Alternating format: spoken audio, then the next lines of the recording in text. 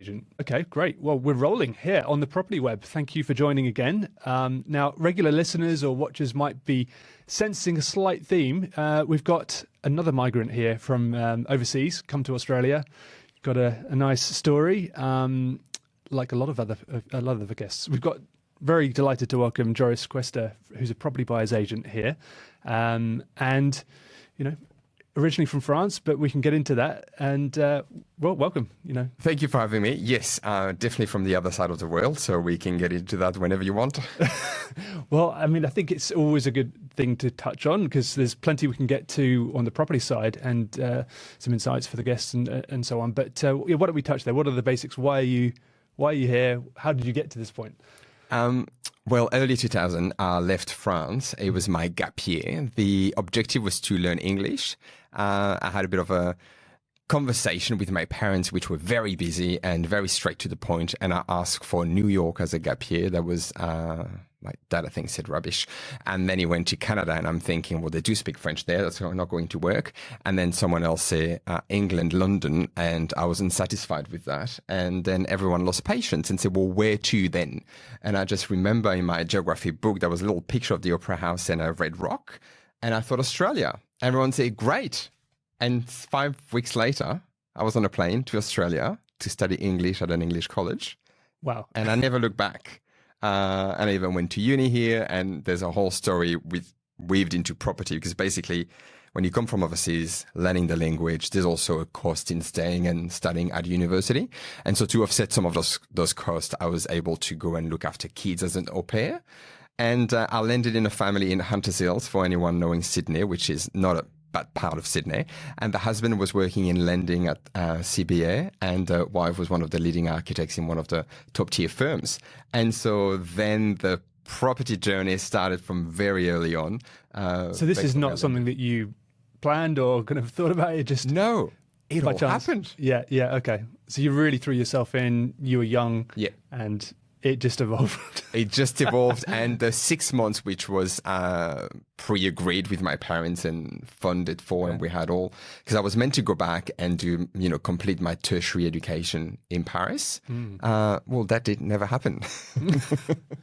Wow. So you really haven't gone back. Like you came here and you just sort of fell in love with Australia. I fell in love with Australia, stayed here, and after about, I've extended my English college because when I landed, there's a bit of a funny story. I was stuck at the airport and I had only one contact, and the poor man named Kaiser from Japan completely got mixed up with the time difference with Europe and the flight, and there was no one to pick me up.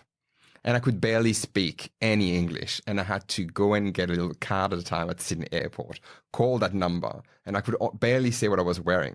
I mean, it's kind of hard to imagine. But I guess people do it, and you're evidence of that, right? I mean, yes. And so yeah, the language is a big one. Like you've actually had to learn English, which from scratch. Yes, I nearly failed at English at my HAC by not much, So yeah, okay, all right. So that was some time ago, right?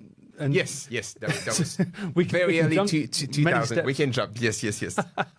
So maybe talk us through. So you've come to study. You've got some au pair jobs, like temporary jobs, and what did that sort of lead you to in your sort of career? What are some of the big milestones? Well, big milestone first career, it was all around public relation, communication, business management. So went to uni, did that, went into the private sector, worked for a great company and organization that was fun.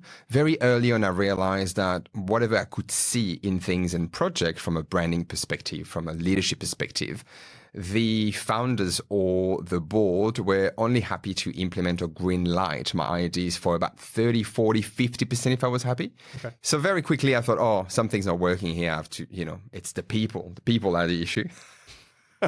And so then I started working on that, went to the US, did a bit more study, ended up doing postgrad at Stanford and then university in California, and then came back and started working for my own as a coach into the corporate space, all around performance and personal development. Okay, so the start of your small business enterprise. Okay, yeah. Very business enterprise. Very forward thinking. Yeah, and very quickly, so during all that time, my au pair family used to contact me and say, we'd love to buy a property. You used to look at it for us. Can you have a look? So I used to shortlist it for them and then go and see it. And well, all of the ones that I put forward that I said, this is a great one, they've ended up buying. So that happened, concurrently along the way. Okay. And then I had a lot of friends in Sydney that were buying property, asking me what I thought, or sometimes not asking me. I was just plainly forcing myself, telling them it was such a dumb idea to go into an apartment, especially the ones that have issues. Anyway, so very quickly, fast forward, COVID hit and everything gets disrupted. And I'm looking around at a couple of things and decide myself to invest. And then my first investment was in Newcastle. Okay, this is the beginning of a theme. The beginning of a which I'm theme. going to tease out a little more as we go, but start us on the Newcastle. Yeah, and then what happened with that is I thought, look, I could stay in Sydney, probably afford a studio or a nice one-bedroom in Potts Point or that area, or for the same price, I could maybe get a house 20 minutes from the beach, a very small one, and I did find a very small, beautiful white cottage, 2-bedroom, and that was the first. And this is, what are we talking, so 2022, 3? Yes, mid-COVID. Yeah, so okay. earlier than that. And then from that, I stayed in that for about a year and a bit, did renovation myself, about $27,000 of paint and sweat and tears and all whatnot. Yeah. Hard at the time, I'm sure. Yes, and then also, sprucing up the garden and making it look, beautiful, and then put it on the market and cleared a 6-figure, and then took that to my next deal, and then a theme was born. Yeah, so you've really sort of proven it out on your personal terms, and then Yes. it's now sort of morphed into something bigger. This is your full-time gig, right? A property buyer's agent. Yes, right? yes. Okay, well, I think let's maybe twist into that as an angle, and I really want to keep drawing out Newcastle elements here, because I think I do know a number of buyers agents, Yes. and I think so far everyone does, I suppose, like a broker, you try and pick a niche, right? And maybe it's existing homes across Australia, or maybe it's blue chip in cities or apartments. Everyone does obviously try to narrow down what they focus on, and I think it's fair to say Newcastle is now your patch. Yes, 100%. So Okay. I'm based, I live, I breathe, and I buy in Newcastle only. Which is great, because I think you're not trying to appeal to everyone, right? No, and for me, the most important thing is I need to see and visit and be very comfortable with the property I put forward on many levels, including being able to physically see it and see the surroundings. So from that standpoint, we work very differently from some other buyer's agents, yes. Yeah, okay. So I think in Sydney, a lot of people will know of Newcastle. I mean, Yes. I'm going to put myself in this bucket. I know of it. I have been there. But things do still surprise me. I didn't know it was an investment hotspot. I didn't really know there was an international airport. I only sort of saw it in the news recently. So there's a lot, I think, that people do not know about it. So let's try and tease some of these things out. What is it about Newcastle that sort of overall appeals to you, or what you see as why it's attractive? Yeah. Well, when I first started my research, I landed on either Wollongong, Newcastle, or Western Sydney. Mm-hmm. And so I also needed to find a place I was happy to live in. I also for me, the lens is performance and also opportunity. How can we not only have a great deal today, but can there be much more in the deals for years to come? And so hence why I had those 3 spots. When I went to Newcastle, I took a drive, went for about an hour, and realized there was a tram. It's not big, but there is a tram. And then I realized a QT hotel had just opened and a Little National, which says a lot when such, hotel are opening into a city. And then I started looking at the scene, restaurants, and the city had been all cleaned up. And all the memories I had from the news, which was a coal mine, a dirty city, a dying city. I mean, I could not compute the two or reconcile the two. It did not make sense. What I was saying was so different. And so from a numbers perspective, as what you said, there's huge investment. The council and federal are investing an enormous amount of money. The council, I think, for the past few years, it was at least 150 million in infrastructure. 55 million went to that international terminal at the airport now, which you can buy. You can fly to Fiji, you can fly to Bali, you can fly to Singapore, and and they're adding more and more flights. Then there is a bypass, which was about $390 million from the federal government. And the first employer is actually is in health with Hunter's Health, and that's over 10,000 employees. And the area is just, bubbling, bursting. It's all happening. There's a lot of people that want to move into Newcastle. Okay, so that's interesting. And that might be part of this whole COVID wave. Obviously, we saw a lot of people moving out of the cities. Is that something you're seeing as well in Newcastle? So people moving, because I guess I want to get to the owner-occupier versus investor sort of scene and what that looks like in Newcastle. But fundamentally, are there people attracted to live? So I think it's still a bit of the best kept secret, and hopefully not many people are listening here today. But one of the things that struck me is when you listen to the news, you always hear about the capital cities. And we only track from a property perspective, usually the capital cities. Newcastle falls straight as the 7th largest city in Australia. By population? By population, and also the growth of the economy, and has an overall. Mm-hmm. So that's one good one. I realized, I was like, oh, that's quite interesting to me. And then if you look at growth at even over the past 5, 10, 15 years from Melbourne and Sydney, Newcastle actually is topping both cities.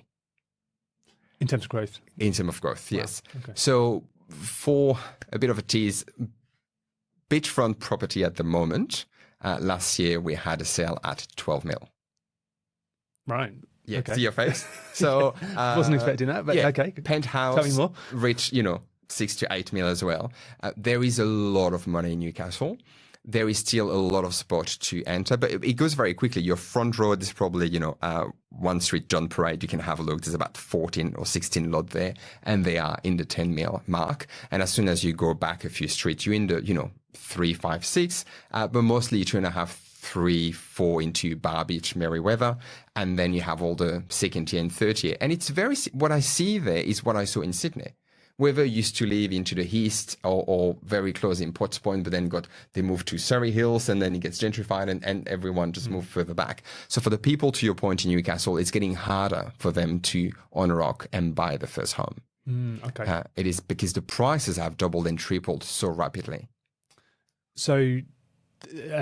but I suppose maybe we should get into some of the underlying, fundamentals. You mentioned health there. I mean, obviously people are living, and I'm presuming it's expanding out, like Sydney and every other city is done. And there's land further west, obviously. So, but what are the fundamentals of Newcastle? Why is there employment there? What's kind of changing? So what's happening is they did a 360 from the coal and mining town, and they did a lot of investment, and they did very well. And I think it's one of the cities in the world that actually did win its turnaround. A lot of other cities, even in Europe, are trying, and they failed terribly, even in France and some parts of other European countries. Newcastle has just really... it's just blossomed. They got it. They've got defense and health as their primary employer. So that there's also a base there, military base, with a lot of training, and also close to the airport, which is Williamstown. Mm-hmm. And then there's a lot of private money. There's also, 2 of the big 4s that now have offices there. KPMG are actually present. So a lot of people say, oh, really? Yes, it's big enough for them to be there. That's interesting. Yeah. I mean, is that... cost cutting on their part, or is there something else going on? I think they realize that the economy is growing, and if they want to capture part of the pie, they better be there physically. Yeah, okay, interesting. And so, and defense is obviously a massive one. Major. I guess it somewhat begs the question. I mean, you've mentioned the growth being above other cities.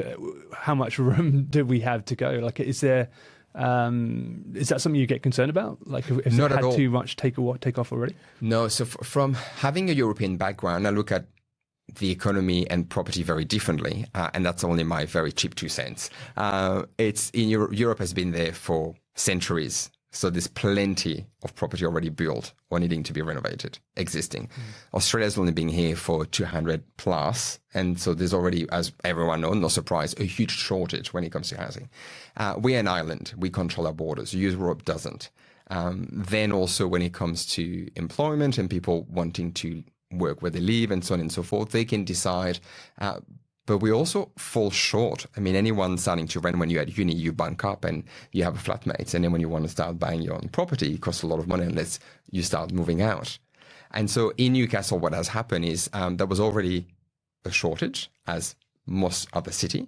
And then with the attraction from, post-COVID, but also more company opening up over there and people actually starting to get more jobs, there's huge space for growth. And the prices for a 2-bedroom apartment in, let's just say, Surrey Hills, you can buy a 3 or 4-bedroom house 15 minutes from the beach in Newcastle.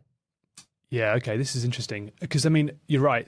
Across Australia, there's a shortage of homes. And so where you've got good government that's actually figuring out how to solve these things with planning laws and approvals and so on, you can make progress. And it sounds like maybe Newcastle has actually got its shit together, And it does. It does. It's hard to, come up with plans and actually deliver on infrastructure. Yeah. And so, the cities that do likely, reasonably well run, or maybe slightly better run than others.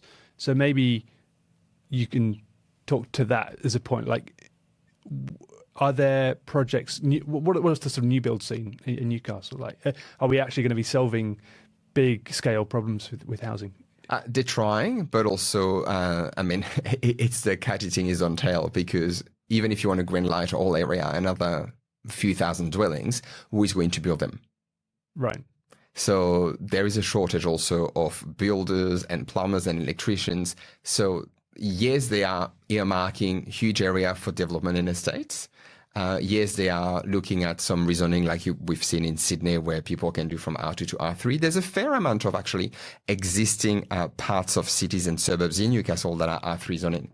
So you could actually, it's very good for an investor to get in, buy a house for 900 or a mil in a very good area, or a bit less in second or third tier, but then be able to put, dwellings on.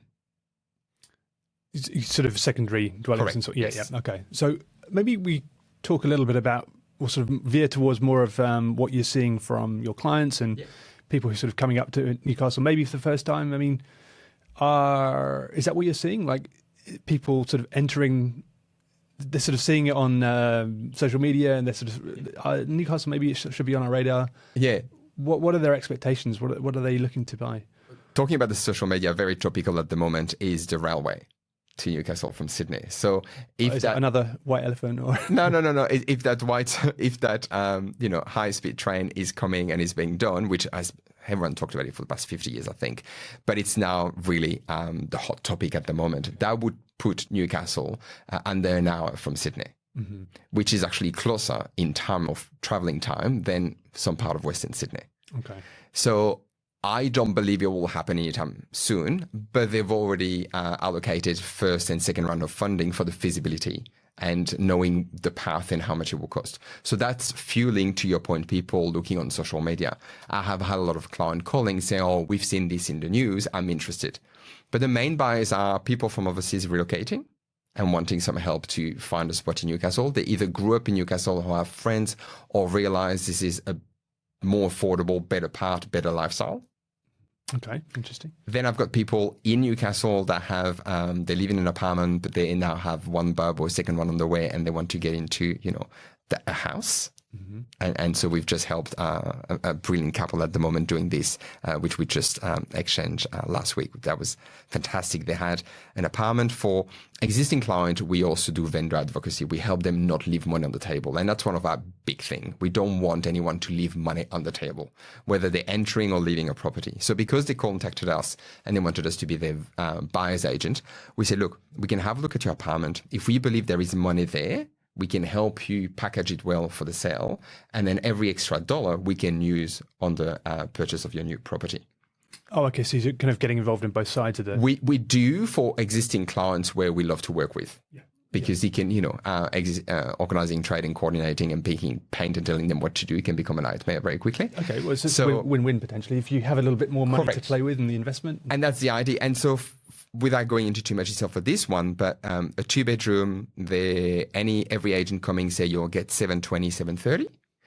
I saw the apartment and I said, do not sell it like this. let us redo the floor, paint, and stage it, which was about $11,500, $12,000. And things are much cheaper in Newcastle. You've got to remember that as well. In what regard? Trades, renovation. I mean, I have friends currently, they're renovating a terrace around Paddington, and they're over $1 million in the reno. For that price, you know, it's a big reno, but that's normal there. There's nothing wrong with that. I mean, they were forced by Willara Council, is it Willara? I think, yeah, maybe, to actually have an $8,000 environmental planning report done. There's no tree on the property. It's a terrace. But all those added costs for no reason, all that you don't have in Newcastle. So when I looked at the property, I said, look, we could do the work and we're quite confident we can sell it for $760, $750. On the first open, their first offer was $755. We opened another Wednesday, and by the Friday, it was all done $810. That extra money, they went back to their broker, and suddenly that unlocked an extra couple of $100,000 for them for the new house, which means we could keep them in the same suburb, close to the school where they wanted the kids to go, in a 3-bedroom house with a bit of garden. Wow. Okay, that's a powerful story. I mean, yeah. And I mean, that sort of almost talks to your marketing background a little bit there as well. Yes, brand marketing and having an eye for things and making sure we trigger the emotion. Yeah. Okay. Awesome result. So, maybe just one more trip back to Newcastle. So, imagine Sydney investor thinking about coming up. What are you sort of trying to position for them? Like, let's say they're a first-time investor, maybe. Under $1 million. I mean, let's maybe sort of 800-900 or something like that. Well, we currently have a doctor, which is actually finishing his placement and about to start fellowship. So what we also pride ourselves in is we not only going with whatever the client is telling us, but we're a bit of a coach. We've got a whole team. So we need to be in touch with the mortgage broker. We need to be in touch with the conveyancer. And we also, if they can't vet the conveyancer, and said, they'll pick up the call anytime. We work with them before they're really good. We now try, because it's a very hot market, for them to use one of the ones we used to working with, because it's an edge. Okay. When you go to market, speed and money are very two big factors in Newcastle at the moment. And so it's kind of caught up with itself. It's a lot of people want to get in, yes. and so you're finding that it's not simple to sort of, it's not especially simple. From arm's length, like being outside of the city, to be able to sort of transact up there. On the last transaction we had for a client, there was 8 parties involved. Negotiation took about 36 hours. So 8 interested parties that had offered a certain amount, and then there was a bit of back and forth about what can be done. Mm-hmm. We were able to nail the deal because we were able to offer through strategic thinking, better terms, which then was only able to, go ahead because of the relationship we have with mortgage brokers and conveyancer. We could move much faster than others and secure and sign on the dotted line in next, 6-12 hours post final decision. Yeah. Okay. Wow. So it's an interesting market. Like, I mean, it's and again speaks to why it's helpful to have someone based there. Like, yes, you live there, and definitely you're getting around. You know the area. Okay, and the agents and the relationships and some neighbors, and be able to just be there and do things very quickly. But you've asked about an investors coming to Newcastle under $1 million. So there's one at the moment, as we're talking about. We looked and we were able to secure a 2-bedroom a bit further out, an extra 15 minutes from Newcastle out in a good suburb. But we didn't want to put them in strata or villa. We really wanted them to have at least land, because we know the appreciation and the growth. And knowing that the individual will become a fellow and their salary will double most likely by next year, and so on and so forth. Well, I said to them, let's secure land. And then with that, you can always review and do an extension later on. You can always maximize what you have there. So we need to find a very juicy lemon. So we can keep squeezing over the years. So yes, we're entering, it's not we could have gone into a 3-bedroom townhouse or villa, but what do you do then? Yeah, there's a cap. Correct. With a different profile, if someone said that's all I have and I will never have anything else, different story maybe. But so we also highly strategic, and I think that comes from a previous background. And a lot of people said to me, we love the fact that you're not an ex-real estate agent. Because we do find that not all of them, but some buyer's agent that we used to be a real estate agent, they're still in the wheeling and dealing. So there's a deal, it's a great deal, let's make it happen, let's go. But they might not look into, okay, what else is out there? What would be best for that person? Because for us, it's about the property is one piece of a puzzle. And the puzzle is much larger. Is their life, is their kids, is their retirement plan. And in Australia, we're so lucky. It's one of the only countries in the world where nearly everyone can have a go at property. You not only need to work to earn money, you could earn money other way, and property is one of them. Yeah, for sure. And I think that's really a good point about peeling the onion. People will all come to me or you, and they'll have a very simple brief. And it's sort of only when you build the connection, build the trust, that you start to work out how you can actually help them perhaps more than they thought. And so I think that connection, I mean, this is partly why we're here, right? Yes. It's kind of inspire people to want to work with each of us. And so I really appreciate that about what you said. You know, it's more about the relationship and sort of building that. And, you know, those skills are nuanced.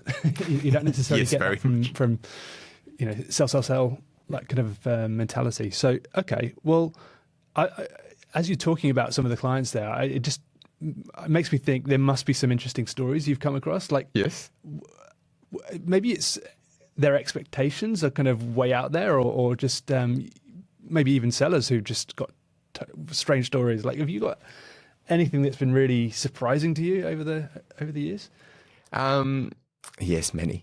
Which one would you like? What would be most helpful to listeners? Which direction? Finance falling through, or I deal? Don't know. I think something that would just really, I guess, what I'm trying to say is that, you know, property is on the one hand, it's a kind of logical thing, but actually once you start getting into the weeds, there's all sorts of things that can just pop out of nowhere and really surprise you. And I don't know, how do you prepare people for that? I've got a couple for you. So firstly, when we work with people, I'm very straightforward and upfront. Maybe that's the French part.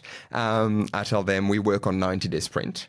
And the reason is because we are not a counselor or a psychologist. A lot of people, and by saying that, bear with me, there's some people that fall in love with the idea of buying a house and some people that are ready to buy a house. If people fall in love with the idea of buying a house and wants to go and see more and more and more and can't just pull the plug and go for one, I'm not the right person. We're not the right person. Mm-hmm. And that will be a disservice to all our other clients and the relationship we built. The reason why agents in Newcastle pick up the call when I call them is because they know that I've got questions and then it's a yeah or a nay. And so the reason why they just send me a text about, hey, off market coming, have a look. If I say hold it 48 hours, they do. Because I've got something, and then we make it happen. So that's the number one. So from the beginning, I tell them that we're going on a journey. It's going to be very fast. All our property we buy, I mean, I think the last 12 we bought under 14 days from signing. And 96% of them were off market. The rest was pre-market. And I mean, part of that would be people have their finances in place. Yes. So number one, 90 days. Number two, be pre-approved. Yep. We don't take clients on unless they're pre-approved or they've started the work if we know the mortgage broker. Yep. And we can trust them, say, cool, they've done that. And then being willing and ready to buy. So also what we do is we have a chat with the mortgage broker, because you probably realize that a lot of people get confused between loan amount and purchase price. Yep, it's an important one. So we do more than just ticking boxes and finding a house. And actually this is a very good story. First time buyer, we were helping, very early, limited budget, we would say. And we were fighting to get him an apartment very close to Newcastle, which we found one in Jordan, which was great. The conveyancer was not used to working with buyer's agent. And even less used to working with buyer's agent, working end to end, like in Sydney and Melbourne and also shipping everyone. So we had a lot of conversation, and I got an email one day that says, can you please back off? You're only meant to find pretty houses. Right. Pretty houses. Yes. Okay. And this was about, we were meant to exchange last night and we have a 5-day cooling off. Can you please send us the formal letter of formal exchange with the cooling off and date and time? And we just kept getting, don't worry, it's all done. And I say, yes, but we've got some due diligence and responsibility to our clients that we're protecting. Is a first-time buyer, very stressed. We need to have all our ducks in a row because we're also doing strata review and we're helping, do all the due diligence. And then when I ask about the strata report to be organized by the conveyancer and for them to also give their recommendation, we got a one-liner saying, I'm not a property manager, but here's the attached strata report. And then the first-time buyer was freaking out. So I ended up having, and they were working 12-hour day. So we ended up having to talk at 6 a.m. and 9 p.m. Okay.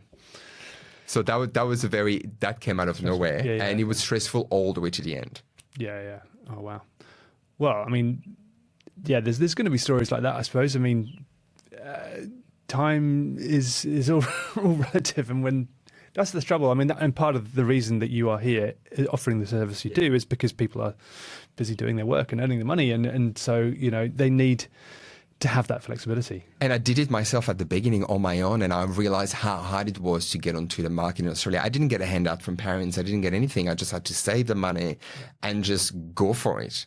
Yeah. And so everything was online and learn. I mean, different language, different. If you talk about property in Europe or in France, I mean, people cannot believe the difference in the way everything works here. So I had to retrain my brain about the fact that you needed all those different people. Who's doing what? What's the sequence of event from finding a house to putting an offer? And also, do you give your best price, or then, also that's going to be used against you? You learn that very fast. Yeah, there's a whole different set of norms here compared to, I mean, UK, France, yes, US. It's all very different. So, no, this has been excellent. I really appreciate you coming on and just sharing this piece. And if anything, anyone can take away with this is that Newcastle. Like, I think there's some real interesting dynamics going on up there, and the international airport. I read an article yesterday, I think, saying it's got a catchment of about 1.5 million people. Correct. Yes. And, I mean, even thinking, well, wow, why wouldn't I just head up there for my next flight? Like, you can probably get better parking. And yes. I mean, Sydney Airport's a bit pricey, isn't it? And much cheaper. No, okay. Well, let's just tell us how you can...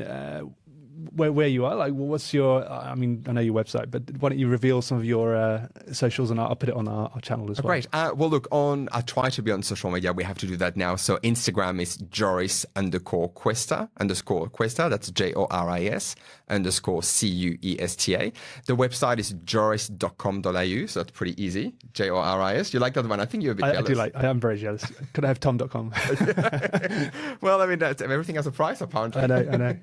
So very happy about that. And look, anyone that wants to have a chat or a conversation, head onto our website. There's forms there. Always happy to have a bit of a conversation and chat around Newcastle. I live and breathe it. I love it. Clients have done very well. There is a lot in the market to do very well for investors, for people moving in. So, yeah.